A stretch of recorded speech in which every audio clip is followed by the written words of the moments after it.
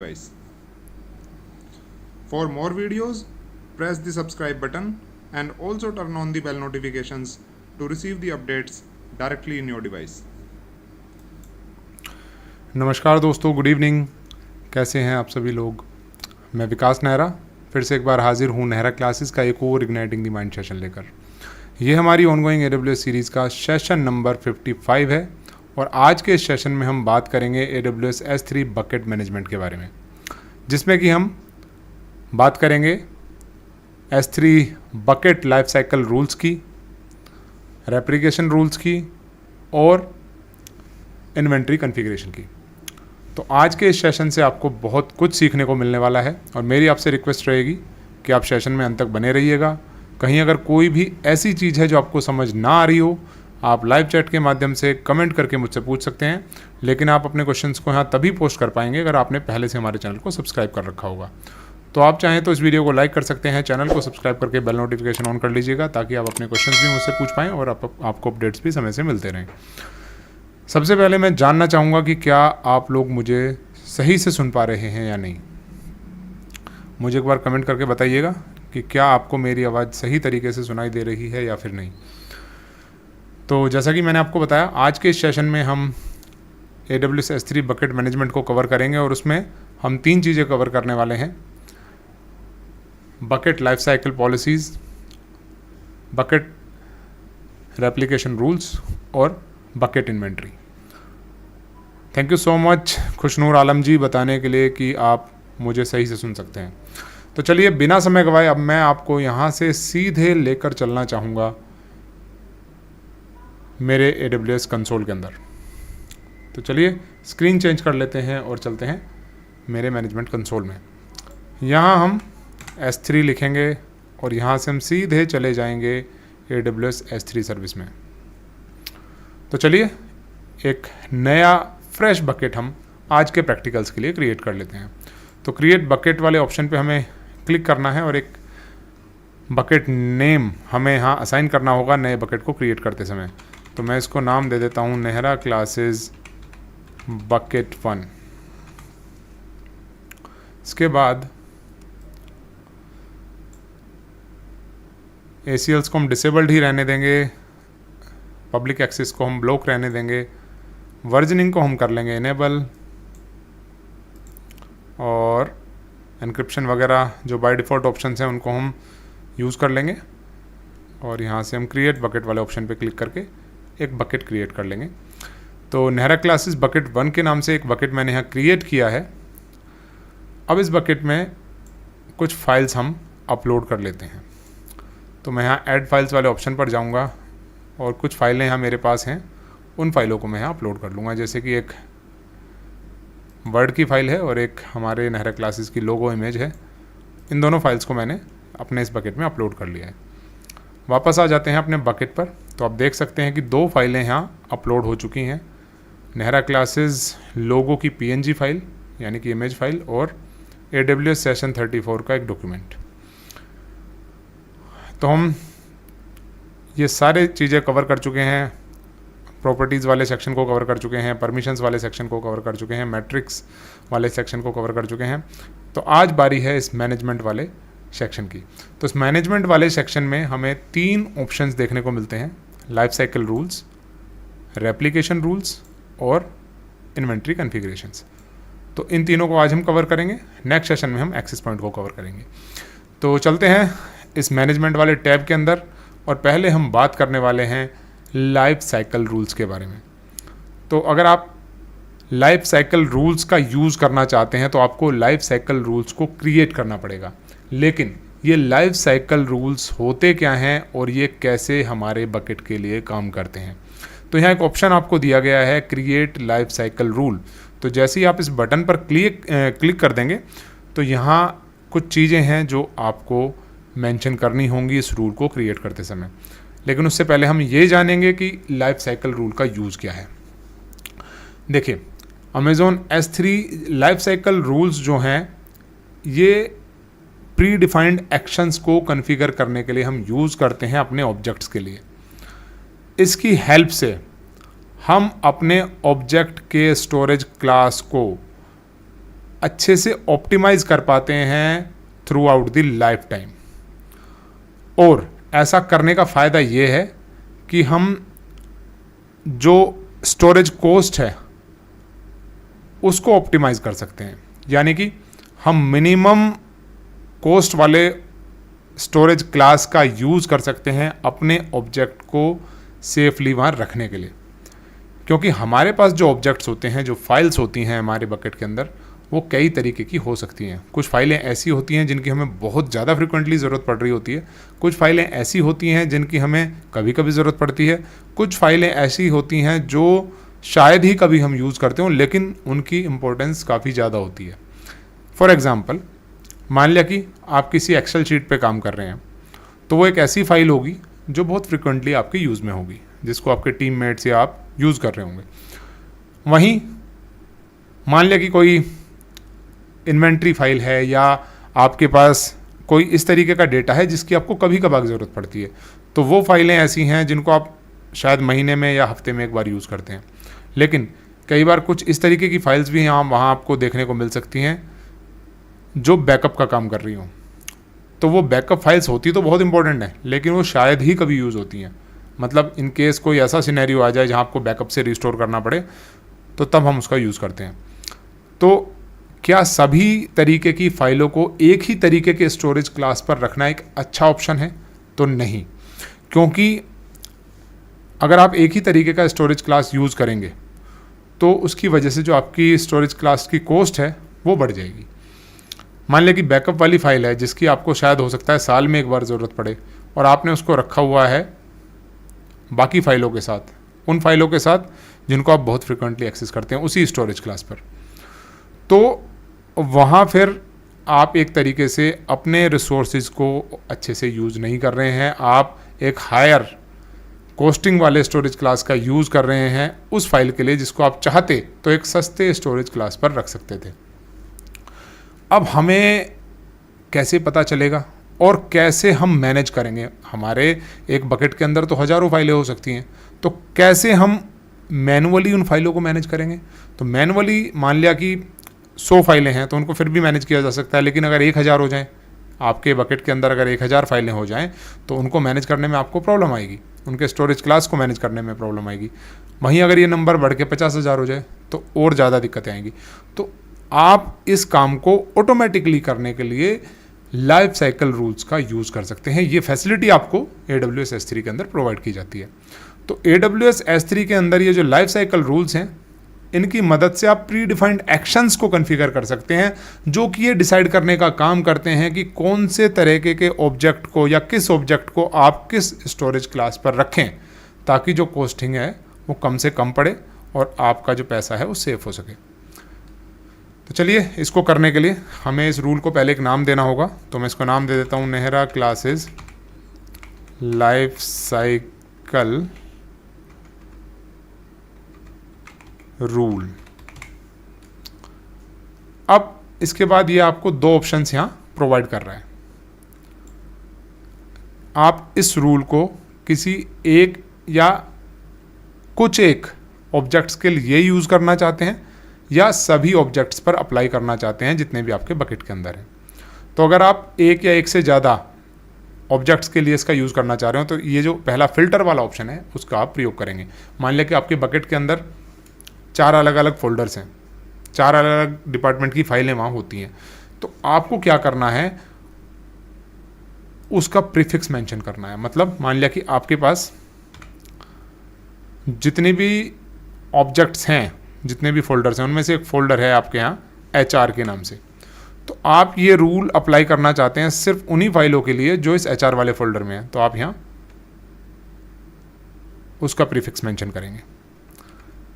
या फिर जैसे कि मुझे अगर HR वाले के लिए करना है तो मैं यहाँ इसको इस तरीके से मेंशन कर दूंगा।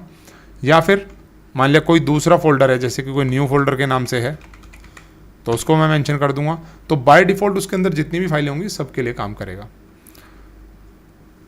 अगर आप सभी ऑब्जेक्ट्स के लिए ये काम करना चाहते हैं तो आप ये सेकंड वाला ऑप्शन चूज करेंगे, apply to all objects in the bucket. I acknowledge that this rule will apply to all the objects in the bucket. ये चेकबॉक्स आपको टिक करना पड़ेगा। उसके बाद लाइफ साइकिल रूल एक्शंस आपको यहाँ डिफाइन करने पड़ेंगे कि आप कौन सा एक्शन लेना चाहते हैं।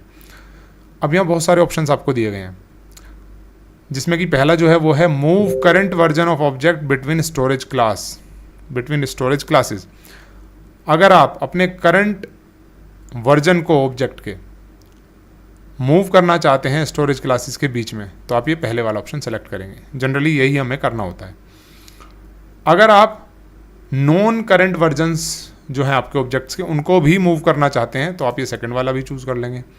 अगर आप expire current version of objects के लिए काम करना चाहते हैं, तो थर्ड वाला भी यूज़ कर लेंगे। अगर आप परमानेंटली डिलीट करना चाहते हैं non current version of objects को, तो आप ये चौथे वाला भी कर लेंगे।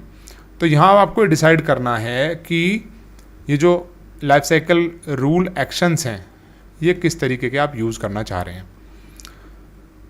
अगर आप delete expired object, delete markers या फिर इनकम्प्लीट मल्टीपल अपलोड्स वाला ऑप्शन यूज़ करना चाह रहे हैं, तो आप इस लास्ट वाले चेक बॉक्स को भी टिक करेंगे। और ये जो लास्ट वाला है, अगर आपने इसको टिक किया है, तो ये आपको ध्यान रखना है कि अगर आप फिल्टरिंग कर रहे हैं ऑब्जेक्ट साइज़ या टैग्स के बिहाफ पे, तो ये वाला काम नहीं करेगा ऑप्शन उन ऑप्शंस के लिए। मतलब अगर आप, अभी तो हमने ऑल पे किया हुआ है, अगर हम यहाँ सिर्फ वन और मोर फिल्टर वाला ऑप्शन यूज़ कर रहे हैं और हमने यहाँ टैग्स डिफाइन किए हैं, या फिर हमने ये एक्शन परफॉर्म करना चाहा है ऑब्जेक्ट के साइज़ के हिसाब से, यानी कि मान लिया कि हम ये काम उन फाइलों के लिए करना चाहते हैं जिनका मिनिमम ऑब्जेक्ट का जो साइज़ है वो पर्टिकुलर साइज़ का है। जैसे कि मान लिया मैं चाहता हूँ कि 512 KB से बड़े फाइलों पर ये रूल अप्लाई हो, तो वो मैं स्पेसिफाई कर दूंगा। या फिर जो मैक्सिमम साइज़ है उसके हिसाब से करना चाहता हूँ, तो उसको मैं यहाँ पे मेंशन कर दूंगा। तो उस केस में फिर ये लास्ट वाला देखिए ऑटोमेटिकली ग्रे आउट हो जाएगा, तो ये उनके लिए काम नहीं करेगा। तो अगर आप इसका यूज़ करना चाह रहे हैं, तो मेक श्योर कीजिएगा कि ये चीज़ें आपने यहाँ डिफाइन ना कर रखी हूँ। तो यहाँ हमने जैसे कि पहले किया था, all objects in the bucket वाला ऑप्शन चूज़ कर लिया है, और हम सिर्फ फर्स्ट वाले का भी यूज़ कर रहे हैं, move the current version of object between storage classes. अब आ जाते हैं नीचे। अब यहाँ आपको ट्रांजिशनिंग वाले जो ऑप्शंस हैं वो डिफाइन करने हैं। मतलब यहाँ आपको स्टोरेज क्लास और नंबर ऑफ डेज को डिफाइन करना है। जैसे कि standard IA infrequent access data, वो डेटा जो इनफ्रीक्वेंटली एक्सेस हो रहा है, तो इसकी जो मिनिमम नंबर ऑफ डेज हैं वो 30 हैं बाय डिफ़ॉल्ट। तो आपको डिफ़ाइन करना है कि जब आपने ऑब्जेक्ट अपलोड कर दिया उसके बाद कितने दिन तक वो स्टैंडर्ड IA पर रहे। तो अगर आप यहाँ 20 मेंशन करते हैं तो ये नहीं लेगा। यहाँ बोल रहा है minimum 30 days is required before transitioning to standard IA। तो मैं अगर इसको यहाँ 45 कर देता हूँ तो ये ठीक है, 45 डेज़ के बाद वो ट्रांजिशनिंग होगी। अब इसके बाद अगर आप किसी दूसरे स्टोरेज क्लास पर उसको भेजना चाहते हैं, तो आप अकॉर्डिंगली इसी तरीके से सेलेक्ट करते चले जाएंगे। तो जैसे कि इंटेलिजेंट टीयरिंग वाला क्लास अगर मैं सेलेक्ट करता हूँ, तो मुझे फिर कितने दिन के बाद उसको इंटेलिजेंट टीयरिंग पर भेजना है, ये नंबर यहाँ डिफाइन करना पड़ेगा। अब यहाँ एक चीज़ ये है कि ये जो नंबर होगा ये हमेशा, ये पिछला नंबर आपने यूज़ किया था इससे 30 ज़्यादा होगा। अगर मैं यहाँ पे देखिए बाय डिफ़ॉल्ट 30 वाला कर देता हूँ, तो अभी ये यहाँ पे ले रहा है, लेकिन जैसे ही मैं क्रिएट रूल करूँगा यहाँ देखिए एरर दे देगा। तो 30 के लिए काम नहीं कर रहा है। अगर मैं 40 कर देता हूँ तो भी काम नहीं करेगा, अगर मैं 45 कर देता हूँ तो भी काम नहीं करेगा। तो 45 नंबर ऑफ डेज़ हम पहले ही डिफाइन कर चुके हैं, तो उससे 30 और ज़्यादा होना मिनिमम यहाँ मैंडेटरी है। यानी कि 45 दिन तो ये, और 30 और कम से कम होने चाहिए, यानी कि 75 अगर मैं लूँगा तभी ये काम करेगा। देखिए 70 पे भी काम नहीं कर रहा है, 72 पे भी काम नहीं कर रहा है, लेकिन 75 में अगर लेता हूँ तो ये एक्सेप्ट कर ले रहा है। तो 75 इसने ले लिया है। इसके बाद अगर फिर एक और ट्रांजिशनिंग आप यहाँ कराना चाहते हैं, जैसे कि इसके बाद आप चाहते हैं कि वो जो ऑब्जेक्ट है वो चला जाए 1 जोन IA पर, तो फिर उसी के अकॉर्डिंग वो नंबर आप यहाँ डिफाइन कर देंगे। जैसे कि मैं यहाँ मेंशन कर देता हूँ 180। तो इसमें फिर अगेन वो 35, ये पिछली वाला जो नंबर था इससे 30 ज़्यादा होना है, मैंडेटरी है। अगर देखिए यहाँ 75 में लेता हूँ तो ये नहीं एक्सेप्ट करेगा, अगर मैं 100 लेता हूँ तो भी एक्सेप्ट नहीं करेगा। तो 75 प्लस 30 का मतलब है 115, तो उतना ये आसानी से ले लेगा।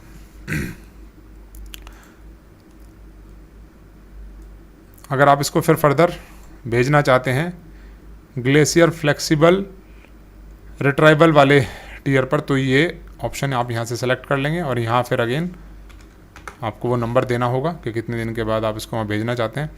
अब यहाँ अगर आप नीचे आएंगे तो ये आपको देखिए ट्रांजिशनिंग को रिव्यू करने के लिए बोलेगा। तो जब आपने ऑब्जेक्ट को अपलोड किया तो उसको हम डे 0 कंसिडर करते हैं। तो डे 0 पर ऑब्जेक्ट अपलोड हुआ, उसके बाद वो चला गया 45 दिन के बाद स्टैंडर्ड IA पर। उसके बाद जैसे ही 75 डेज कंप्लीट हुए वो चला जाएगा इंटेलिजेंट टियरिंग वाले स्टोरेज क्लास पर। उसके बाद जैसे ही 115 दिन कंप्लीट होंगे वो ऑब्जेक्ट मूव हो जाएगा 1 जोन IA के ऊपर। और अगर आपने सभी ऑब्जेक्ट्स के लिए ऑप्शन चूज़ किया हुआ है तो सभी ऑब्जेक्ट्स के लिए इसी तरीके से काम करेगा। उसके बाद जैसे ही 180 डेज कंप्लीट हो जाएंगे तो ये फिर ग्लेशियर फ्लेक्सिबल रिट्राइवल पर मूव हो जाएगा। उसके बाद आप क्रिएट रूल पर क्लिक कर देंगे, रूल क्रिएट हो जाएगा।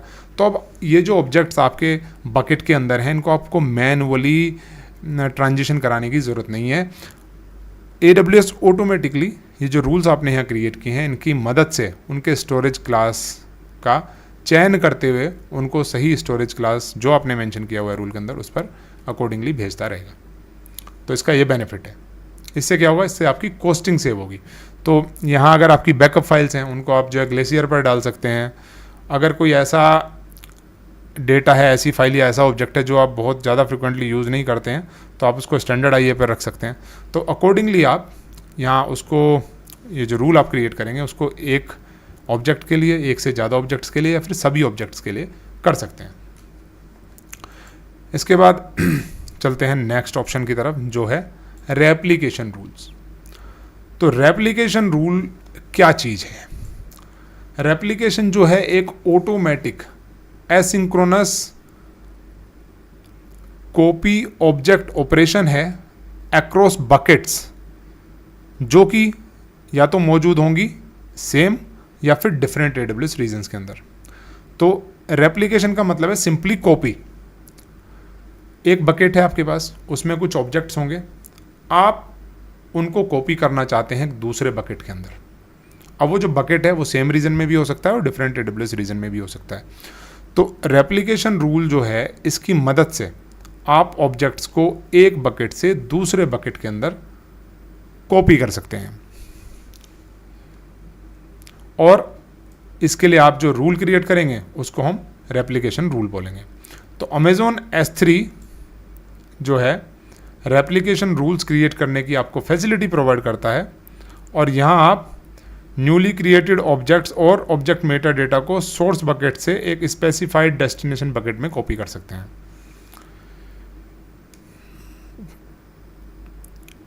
और यहाँ अगर आप रूल बाद में क्रिएट करते हैं तो आप एग्जिस्टिंग ऑब्जेक्ट्स को अगर कॉपी करना चाहते हैं, उनको रेप्लिकेट करना चाहते हैं तो बैच रेप्लिकेशन की भी फैसिलिटी आपको प्रोवाइड की जाती है। ये चीज़ तभी पॉसिबल हो सकती है जब सोर्स और डेस्टिनेशन बकेट्स के अंदर वर्जनिंग पहले से इनेबल्ड हो। तो ये चीज़ भी आपको ध्यान रखनी है कि वर्जनिंग आपको इनेबल करके रखनी है अगर आप रेप्लिकेशन रूल्स का यूज़ करते हुए एक सोर्स बकेट से डेस्टिनेशन बकेट के अंदर ऑब्जेक्ट्स को कॉपी करना चाह रहे हैं या रेप्लिकेट करना चाह रहे हैं। तो चलिए अब इसके लिए हम एक और बकेट क्रिएट कर लेते हैं। तो हम वापस आ जाते हैं बकेट्स पर, क्रिएट बकेट वाले ऑप्शन पे कर देते हैं क्लिक। एक दूसरा बकेट हम यहाँ क्रिएट कर लेते हैं नेहरा क्लासेस बकेट 2 के नाम से। वर्जनिंग को हम इनेबल कर देंगे जैसा कि हमने पहले भी किया था और क्रिएट बकेट वाले ऑप्शन पे क्लिक कर देंगे ताकि बकेट क्रिएट हो सके। अब हमारे पास 2 बकेट्स हैं, नेहरा क्लासेस बकेट 1 और Nehra classes bucket 2। Nehra classes bucket 1 के अंदर 2 फाइलें हमने अपलोड की हुई हैं, 2 ऑब्जेक्ट्स हमारे पास हैं, जबकि जो नेहरा क्लासेस बकेट 2 है सेकंड बकेट, इसमें कोई भी फाइल अभी यहाँ आपको नहीं देखने को मिलेगी। हमने कोई भी ऑब्जेक्ट यहाँ अपलोड नहीं किया हुआ है। अब हम वापस आ जाते हैं अपने नेहरा क्लासेस बकेट 1 पर, जिसमें 2 फाइलें हमने ऑलरेडी अपलोड की हुई हैं, 2 ऑब्जेक्ट्स हमने अपलोड किए हुए हैं। चले जाते हैं इसके मैनेजमेंट वाले टैब में, और यहाँ जो रेप्लिकेशन रूल्स वाला ऑप्शन है इसमें जाकर एक नया रेप्लिकेशन रूल हम यहाँ क्रिएट कर लेते हैं। तो इस रूल को मैं नाम दे देता हूँ Nehra classes replication rule. Status जो है इसमें हमें इनेबल्ड को सेलेक्ट करके रखना है। प्रायोरिटी वाला ऑप्शन यहाँ आपको देखने को मिलता है, ये डिसाइड करने के लिए होता है कि किस रूल की प्रायोरिटी हाई होगी, किसकी लो होगी।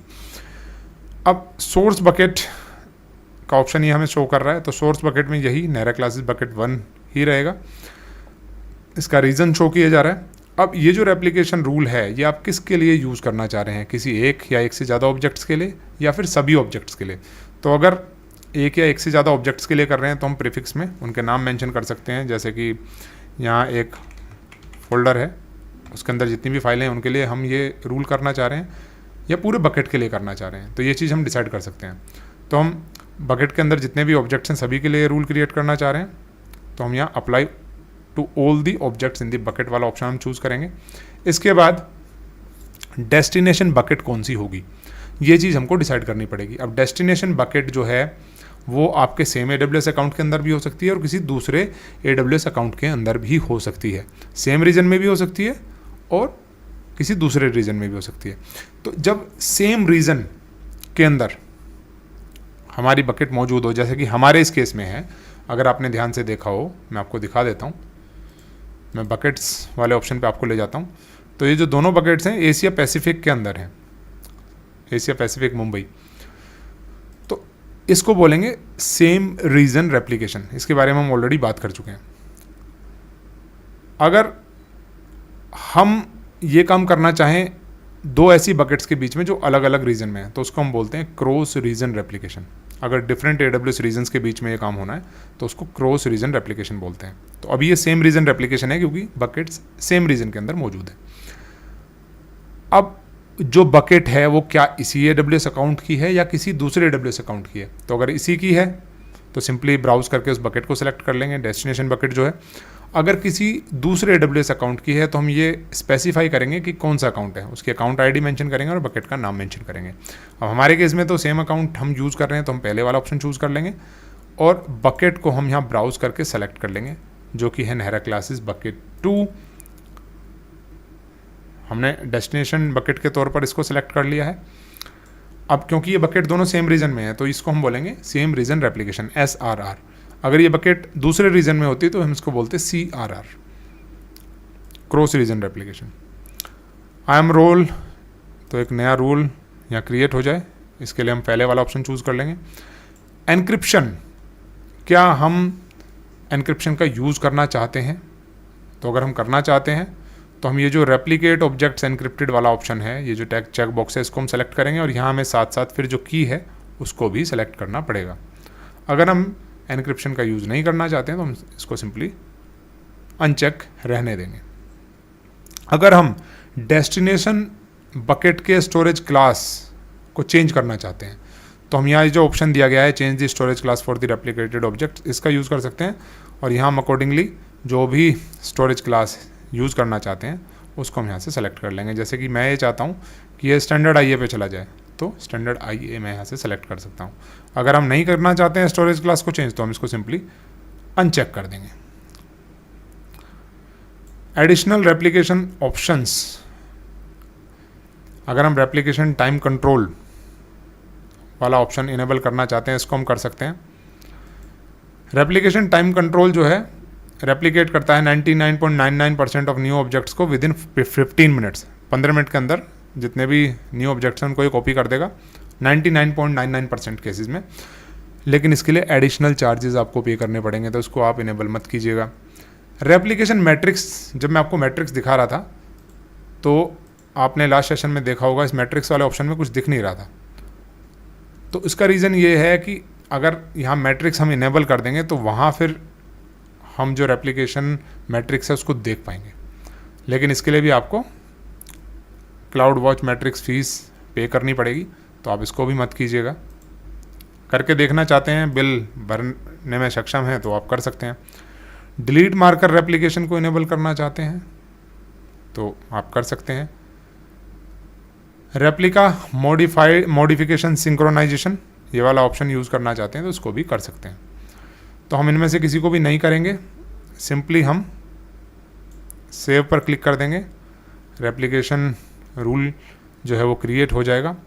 अब यहाँ हमें एक चीज़ ये पूछ रहा है कि एग्जिस्टिंग ऑब्जेक्ट्स जो हैं आपके बकेट में, जो कि हमारे केस में हैं हमारे पास, क्या हम उनको अभी उधर रेप्लिकेट करना चाहते हैं या नहीं। तो एग्जिस्टिंग ऑब्जेक्ट्स के लिए हमें प्रॉम्प्ट कर रहा है, एक तरीके से बैच ऑपरेशन है। तो मैंने आपको बताया भी था जब मैं आपको थ्योरी पढ़ा रहा था। तो अगर हम जो एग्जिस्टिंग ऑब्जेक्ट्स हैं उनको रेप्लिकेट नहीं करना चाहते हैं तो no I do not replicate existing objects वाला ऑप्शन हम सेलेक्टेड रहने देंगे। अगर हम एग्जिस्टिंग ऑब्जेक्ट्स को भी रेप्लिकेट करना चाह रहे हैं तो हम ये जो सेकंड वाला जो ऑप्शन दिया गया है, yes I replicate existing objects, इसको हम चूज कर लेंगे और सबमिट पर क्लिक कर देंगे।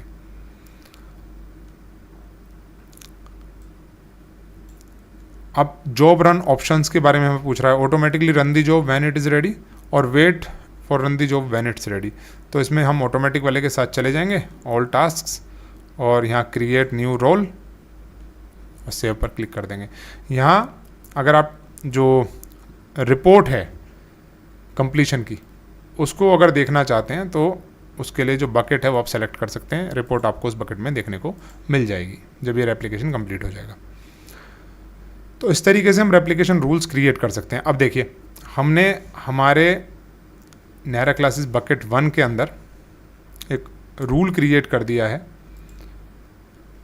जिसकी मदद से अब जितनी भी फाइलें हम यहाँ अपलोड करेंगे उनको रेप्लिकेट किया जा सकेगा हमारे बकेट 2 के अंदर। देखिए अब यहाँ बैच ऑपरेशन में हमें इन दोनों एग्जिस्टिंग ऑब्जेक्ट्स की डिटेल्स यहाँ दिख रही हैं। अब हम यहाँ से वापस आ जाते हैं अपने S3 सर्विस के अंदर, और S3 सर्विस के अंदर मैं आपको दिखा देता हूँ कि जो नेहरा क्लासेस बकेट 1 है इसमें 2 ऑब्जेक्ट्स पहले से मौजूद थे, एक और ऑब्जेक्ट हम यहाँ अपलोड कर देते हैं। तो यहाँ से ये content.html वाली फाइल भी मैं अपलोड कर देता हूँ। तो अभी टोटल 3 ऑब्जेक्ट्स हमारे पास यहाँ इस नेहरा क्लासेस बकेट 1 के अंदर हमें देखने को मिलते हैं। एक HTML की फाइल है, एक PNG की फाइल है और एक वर्ड की फाइल है। अब हम ये वेरीफाई करते हैं कि क्या ये तीनों ऑब्जेक्ट्स नेहरा क्लासेस बकेट 2 के अंदर हमें देखने को मिल रहे हैं या नहीं। तो हमें थोड़ा सा इसके लिए वेट करना पड़ेगा, थोड़ी देर के बाद यहाँ ये सारे ऑब्जेक्ट्स हमें देखने को मिल जाएंगे। देखिए content.html वाली फाइल यहाँ कॉपी हो चुकी है, क्योंकि वो फाइल हमने बाद में अपलोड की थी जब हमने रेप्लिकेशन रूल कॉन्फ़िगर कर दिया था, जबकि जो दोनों पहले वाली फाइलें जो कि पहले से वहाँ मौजूद थी वो कॉपी होंगी बैच ऑपरेशन की मदद से। और बैच ऑपरेशन जो हमने परफॉर्म किया है उसकी फाइल भी यहाँ जनरेट हो जाएगी, क्योंकि बकेट 2 के अंदर ही हमने उसका पाथ मेंशन किया था। अब आप देख सकते हैं ये है नेहरा क्लासेस बकेट 2, ये हमारी डेस्टिनेशन बकेट थी और इसमें सारी फाइलें यहाँ हमें देखने को मिल रही हैं। इसका मतलब ये है कि जो भी ऑब्जेक्ट्स थे बकेट 1 के अंदर वो यहाँ रेप्लिकेट सक्सेसफुली हो चुके हैं। ये देखिए वर्ड की फाइल भी यहाँ हो चुकी है, HTML की फाइल भी यहाँ रेप्लिकेट हो चुकी है और ये जो PNG फाइल है ये भी यहाँ रेप्लिकेट हो चुकी है। इसके अलावा जो जॉब की रिपोर्ट थी वो भी हमें यहाँ देखने को मिल रही है। तो इस तरीके से हम रेप्लिकेशन रूल्स का यूज़ कर सकते हैं। सेम काम हम अगर डिफरेंट रीजन के बकेट में करेंगे तो उसको हम बोलेंगे CRR, क्रॉस रीजन रेप्लिकेशन। ये आपके लिए होमवर्क है, आप इसको खुद करके देख सकते हैं। अब चलते हैं थर्ड ऑप्शन की तरफ। तो दोबारा से मैनेजमेंट वाले टैब में हम चले जाएंगे। इन्वेंट्री कन्फिग्रेशंस नाम का एक ऑप्शन हमें यहाँ दिया गया है। तो अगर हम क्रिएट इन्वेंट्री कन्फिग्रेशंस वाले इस टैब पर क्लिक करते हैं तो हमें इन्वेंट्री कन्फिग्रेशन क्रिएट करने के लिए कुछ ऑप्शंस, कुछ पैरामीटर्स यहाँ डिफाइन करने होंगे, लेकिन इसका यूज़ क्या है पहले इसको जानने की कोशिश करते हैं। तो आप जो हैं S3 इन्वेंट्री का यूज़ कर सकते हैं ऑडिट और रिपोर्ट करने के लिए अपने ऑब्जेक्ट के स्टेटस को। किस हिसाब से? ताकि आपका जो बिज़नेस है, आपकी जो बिज़नेस की कंप्लायंस हैं, जो रेगुलेटरी नीड्स हैं, उनको सही तरीके से इम्प्लीमेंट करने के लिए। कई बार हमें वो सारी एडिशनल इन्फॉर्मेशन चाहिए होती है हमारे ऑब्जेक्ट्स के लिए, जिससे कि हम अपने बिजनेस की जो प्रोटोकॉल्स हैं, जो कंप्लायंस हैं, जो रेगुलेटरी नीड्स हैं, उनको फुलफिल कर पाएँ। फॉर एग्ज़ाम्पल, मुझे ये पता करना है कि मेरी जो ये बकेट है इसमें जितने भी ऑब्जेक्ट्स हैं, जितनी भी फाइलें हैं, कौन सी फाइल का कौन ऑनर है, किस यूज़र को उस पर क्या क्या परमिशंस हैं, कब इसको लास्ट टाइम मॉडिफाई किया गया था, ये कौन से स्टोरेज क्लास पर है, क्या इसका साइज़ है, क्या इसमें डेटा है, इसके मेटा डेटा से रिलेटेड इन्फॉर्मेशन की मुझे ज़रूरत है। तो हम एक तरीके से अगर ऑडिट करना चाहते हैं या रिपोर्ट करना चाह रहे हैं, या हमें अपने ऑब्जेक्ट्स की पूरी पूरी जानकारी की ज़रूरत पड़ती है, तो बिजनेस वर्क फ्लोज के लिए, रेगुलेटरी नीड्स के लिए, या फिर कई बार कंप्लायंस के लिए हमें इन सारे डेटा की, इस सारे इन्फॉर्मेशन की ज़रूरत पड़ती है। तो उसके लिए हम ये जो इन्वेंट्री कॉन्फ़िगरेशन है इसको क्रिएट कर लेते हैं। इन्वेंट्री का मतलब होता है एक तरीके से जो आपके पास रिसोर्सेज हैं उनका जो इन्वेंट्री का अगर मैं आपको एग्जैक्ट मतलब बताऊं, जैसे कि आप जो है एक ऐसी फैक्ट्री रन करते हैं जहां वुडन वर्क किया जाता है, जैसे कि आप लकड़ी का सामान बनाते हैं, तो उसके लिए आपको रॉ मटेरियल की ज़रूरत पड़ेगी। तो जो रॉ मटेरियल होगा वो एक तरीके से आपकी इन्वेंट्री होगा। तो आपका जो बिजनेस है उसमें जो आपको डेटा चाहिए वो आपके पास बकेट्स में है, फाइलों के रूप में है, तो इसको हम बोलेंगे इन्वेंट्री। अब उस इन्वेंट्री के रिपोर्ट के लिए, उसके ऑडिटिंग के लिए हम यहाँ इन्वेंट्री कॉन्फ़िगरेशंस क्रिएट करते हैं। तो चलिए इसको मैं करके दिखाता हूँ। इन्वेंट्री कॉन्फ़िगरेशन को हम एक नाम दे देते हैं। इसको मैं नाम दे रहा हूँ नेहरा क्लासेस इन्वेंटरी। अब इसके बाद हमसे स्कोप के बारे में पूछ रहा है,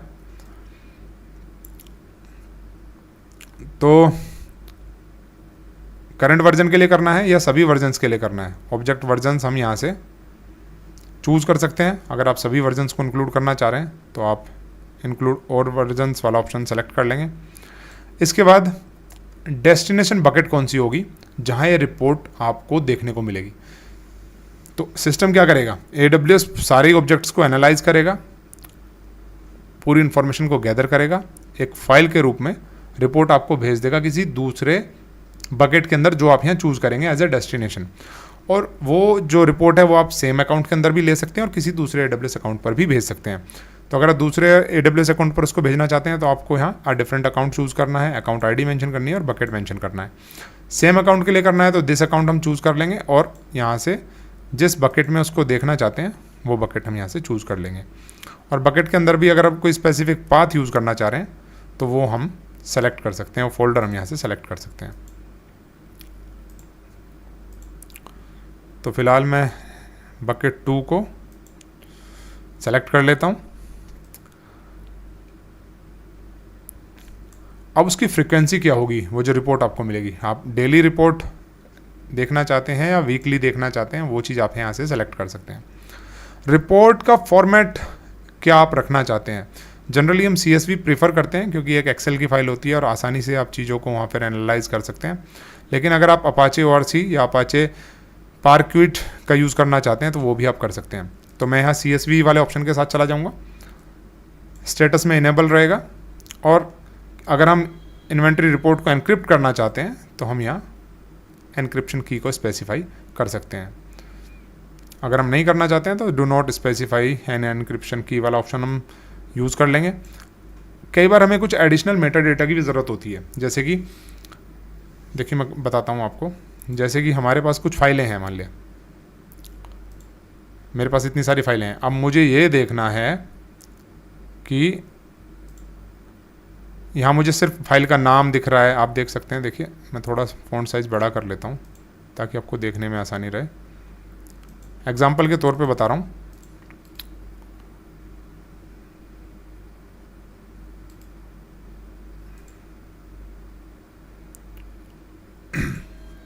देखिए, तो हमारे पास अगर मैं विंडोज़ की बात करूं, पहले कॉलम में फ़ाइल का नाम है, मॉडिफिकेशन डेट है, टाइप है, साइज़ है।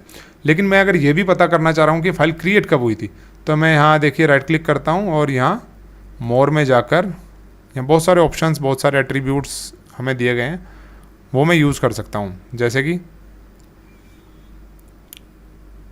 मैं ये देखना चाहता हूँ कि ये फ़ाइल क्रिएट कब की गई थी, तो मैं वो क्रिएट वाला जो है वो ऑप्शन यहाँ से सेलेक्ट कर लूँगा। या मैं देखना चाहता हूँ कि फ़ाइल का लेबल क्या है, लैंग्वेज क्या है, या फिर और भी बहुत सारी चीज़ें हो सकती हैं, तो वो ऑप्शन मैं यहाँ से सेलेक्ट कर लूँगा। तो जैसे ही मैं सेलेक्ट करता हूँ वो एडिशनल चीज़ें यहाँ हमें देखने को मिलती हैं। ये बेसिकली मेटा डेटा है उस फाइल का। तो इसी तरीके से AWS में कई बार हमें कुछ एडिशनल फील्ड्स की ज़रूरत होती है, एडिशनल मेटा डेटा की ज़रूरत होती है। जैसे कि अगर मैं साइज़ भी उसका इंट्रोड्यूस करना चाह रहा हूँ उस रिपोर्ट के अंदर, तो मैं इसको सेलेक्ट कर सकता हूँ। लास्ट मॉडिफिकेशन डिटेल्स को मेंशन करना चाह रहा हूँ, तो लास्ट मॉडिफाइड वाला जो ये चेक बॉक्स है इसको टिक कर लूँगा। मल्टी पार्ट अपलोड है, रेप्लिकेशन स्टेटस है, एनक्रिप्शन है। तो जो मैं वहाँ देखना चाहता हूँ वो मेटा डेटा ऑप्शंस मैं यहाँ से सेलेक्ट करता चला जाऊँगा। ऑब्जेक्ट ACL है, ऑब्जेक्ट ओनर है, तो वो सब कुछ मैं यहाँ से सेलेक्ट कर लूँगा और क्रिएट पर मैं क्लिक कर दूँगा। तो होगा क्या, इन्वेंट्री कॉन्फ़िगरेशन मैंने कर दिया है। मेरे पास एक डिटेल्ड रिपोर्ट हर हफ्ते आ जाया करेगी इस नेहरा क्लासेस बकेट 2 के अंदर। तो नेहरा क्लासेस बकेट 1 के अंदर जो ऑब्जेक्ट्स हैं उनकी जो इन्वेंट्री रिपोर्ट है वो मुझे देखने को मिल जाएगी नेहरा क्लासेस बकेट 2 के अंदर, और ये चीज़ वीकली बेसिस पर ऑटोमेटिकली हो जाया करेगी। मुझे उसको मैनुअली मैनेज करने की बिल्कुल भी ज़रूरत नहीं पड़ेगी। तो हमने मैनेजमेंट वाले टैब के अंदर जो भी ऑप्शंस दिए गए थे इनको अच्छे से गो थ्रू कर लिया है। नेक्स्ट सेशन में मैं एक्सेस पॉइंट के बारे में आपको बताऊंगा, तो नेक्स्ट सेशन भी आप ज़रूर ज्वाइन कीजिएगा और होपफुली अब सेशंस आपको फ्रिक्वेंटली देखने को मिलेंगे, जैसा मैंने आपको पहले भी बताया था। अब मैं आ जाता हूँ वापस आपके कमेंट्स लेने के लिए। तो आज के सेशन में फ़िलहाल इतना ही। आपको अगर कोई भी डाउट्स हैं, कोई भी क्वेरीज़ हैं, तो आप लाइव चैट के माध्यम से क्वेश्चन मुझसे पूछ सकते हैं। I will be happy to answer the queries. 1 minute का टाइम दीजिएगा ताकि मैं आपके जो क्वेश्चंस हैं उनको यहाँ लाइव चैट में स्क्रीन पर डिस्प्ले करा सकूँ।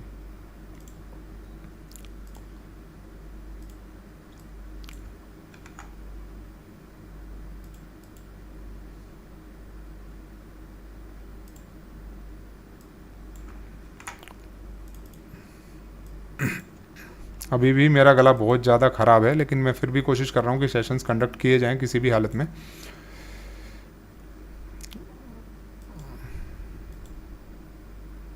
चलिए जी, तो पंकज जी ने स्टैंडर्ड लेवल की मेंबरशिप ज्वाइन की है हमारे चैनल की। Welcome to Nehra classes family. Syed Sharif Ahmed ji ने एडवांस्ड लेवल मेंबरशिप ज्वाइन की है, तो welcome to Nehra classes members. यार अमित, राधे राधे। Khushnoor Alam ji, good evening.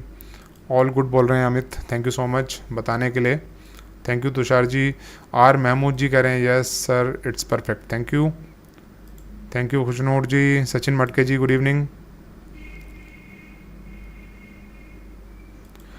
अमर जी कह रहे हैं सर मैंने आपका AWS का कोर्स लिया है, आपके नोट्स, लेक्चर, आपका एक्सप्लेनेशन सब कुछ क्लास है सर। ये कोर्स होने के बाद जॉब के लिए कैसे प्रिपेयर करें? देखिए, जॉब के लिए आपको एफर्ट्स मारते रहना होगा और RHCS से भी साथ साथ में थोड़ा सा हैंड्स ऑन कर लीजिएगा, आपको उससे बहुत ज़्यादा मदद मिलेगी AWS के जॉब को के इंटरव्यू को क्लियर करने में। और जैसा कि मैंने आपको बताया था, अगर आप हमारे सेशंस को ध्यान से फॉलो करते हैं और प्रैक्टिकली इंप्लीमेंट कर लेते हैं तो आपका इंटरव्यू ऑटोमेटिकली आप आसानी से क्लियर कर लेंगे, क्योंकि प्रैक्टिकली आप काफ़ी साउंड हो चुके होंगे। जॉब के लिए आपको पहले कॉल का आना ज़रूरी है। कॉल आपको आ जाए उसके लिए आपका CV शॉर्टलिस्ट होना ज़रूरी है। तो आप अपने CV में वो सारी चीज़ें मेंशन करिए जो आपने सीखी हुई हैं, जिस पे आपकी अच्छी कमांड है। CV अपडेट कीजिए डेली naukri.com पर और बाकी जो दूसरे वेब पोर्टल्स हैं। एक अच्छा सा CV बना लीजिए, AI टूल्स की मदद आप चाहें तो ले सकते हैं। और अप्रोच आपको खुद करना पड़ेगा, थोड़ा बेशरम बनना पड़ेगा, जैसा कि मैंने आपको पिछले सेशन में भी बताया था। और हमारे एक फ्रेंड थे, वो पिछले सेशन में मुझे कह रहे थे कि मेरा नहीं हो पा रहा है और क्या करूं। मैंने उनको कहा था बेशरम हो जाइए, अप्लाई करते रहिए। तो वो फाइनली रेड हैट में प्लेस हो गए हैं। तो मुझे काफ़ी अच्छा लगा जब लास्ट टाइम उन्होंने मुझे बताया कि हाँ उनको जॉब मिल गई है। आप भी कोशिश करते रहिए, हो जाएगा। जतिन जी कह रहे हैं in your app it's showing certificate available, how can we get that? Certificate will be released after 60 days of purchasing the course. Course लेने के 60 दिनों के बाद ऑटोमेटिकली वो जो सर्टिफिकेट है आपको मिल जाएगा। सर्टिफिकेट की कोई बहुत ज़्यादा वैल्यू नहीं होती है, मैं आपको बताऊं, सिर्फ आपको एनकरेज करने के लिए है। इवन जो सर्टिफिकेशन है, अगर मैं बात करूं रेड हैट या किसी दूसरा कोई कंपनी है, अगर आप उसका सर्टिफिकेशन करना चाहते हैं तो उसकी भी वैल्यू तभी है अगर आपको पहले से नॉलेज है। सर्टिफिकेट सिर्फ आपके नॉलेज को वैलिडेट करने का काम करता है। सर्टिफिकेट के बिहाफ पे कोई जॉब मिल जाएगी, कोई करियर में ग्रोथ आपको देखने को मिलेगी, ऐसा ज़रूरी बिल्कुल नहीं है। Iron Man ji good evening, Yogesh Joshi ji good evening, Greta Grace ji good evening, कैसे हैं आप? Nazia Aslam ji good evening, John ji hello sir, is this course good for solution architect and solution architect professional both exams? Definitely दोनों के लिए बहुत अच्छा है। सॉल्यूशन आर्किटेक्ट का तो हर एक पहलू हमने कवर किया है और प्रोफेशनल की भी बहुत सारी चीज़ें कवर हम करेंगे और काफ़ी चीज़ें हम ऑलरेडी कवर भी कर चुके हैं, तो दोनों के लिए बहुत अच्छा है, आप इसको ज़रूर फॉलो कीजिएगा। मंजेश श्रीवास्तव जी कह रहे हैं very important session, thank you so much.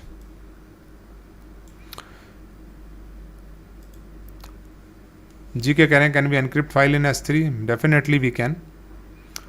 Kanhaiya Rajbhar ji good evening. G K ji कह रहे हैं गेट वेल सून, अब पता नहीं वो सून कब होगा, थैंक यू सो मच।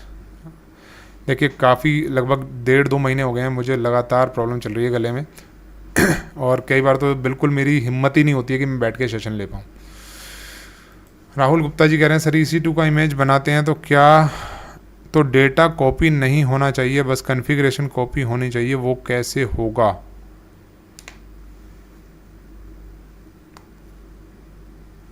तो जो आपकी एडिशनल डिस्क है उसको आप एक्सक्लूड कर दीजिए और डेटा कौन सा नहीं कॉपी होना चाहिए आप थोड़ा सा एलेबोरेट कीजिएगा, तो वो मैं आपको एक बेटर सॉल्यूशन बता पाऊंगा। योगेश जोशी कह रहे हैं सर कौन से क्लाउड जॉब के लिए मोर बेनिफिशियल रहेगा, AWS या GCP? दोनों ही अच्छे हैं, लेकिन AWS थोड़ा ज़्यादा पॉपुलर है तो आप AWS के साथ जा सकते हैं, लेकिन GCP भी अगर आप सीखना चाहते हैं आप आसानी से सीख जाएंगे।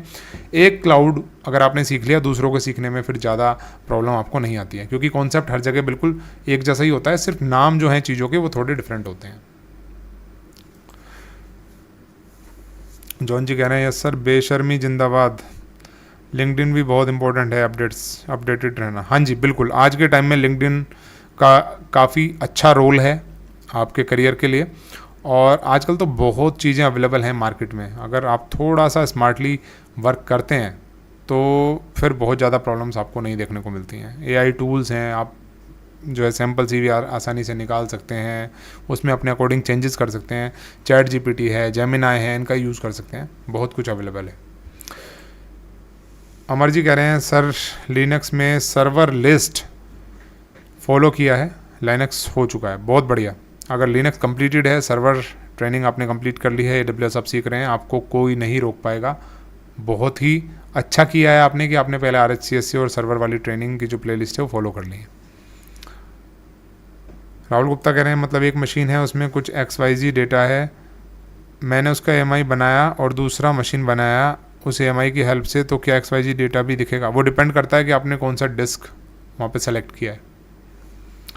जी के कह रहे हैं how to learn about Linux capabilities namespaces in depth topic. इसके लिए आपको हमारी RHCSC प्लेलिस्ट फॉलो करनी चाहिए, आपको उससे ये सारे डाउट्स क्लियर हो जाएंगे। चलिए, आप सभी के कमेंट्स मैंने ले लिए हैं। आज के इस सेशन में फ़िलहाल इतना ही। अब मैं आपको मिलूँगा नेक्स्ट सेशन में बुधवार को 9:30 पर, तो उस सेशन को आप चाहें तो ज्वाइन कर सकते हैं। अगर आपके कोई डाउट्स हों, क्वेरीज़ हों, तो आप वीडियो के कमेंट बॉक्स में मेंशन कर सकते हैं, या फिर आप चाहें तो हमारे टेलीग्राम ग्रुप को ज्वाइन कर सकते हैं, वहाँ आप अपनी क्वेरीज़ पोस्ट कर सकते हैं और वहाँ हम आपको सपोर्ट भी प्रोवाइड करते हैं। तो नेहरा क्लासेस के नाम से हमारा एक चैनल है टेलीग्राम पर, नेहरा क्लासेस चैट के नाम से एक डिस्कशन ग्रुप है, आप दोनों को ज्वाइन कर लीजिएगा।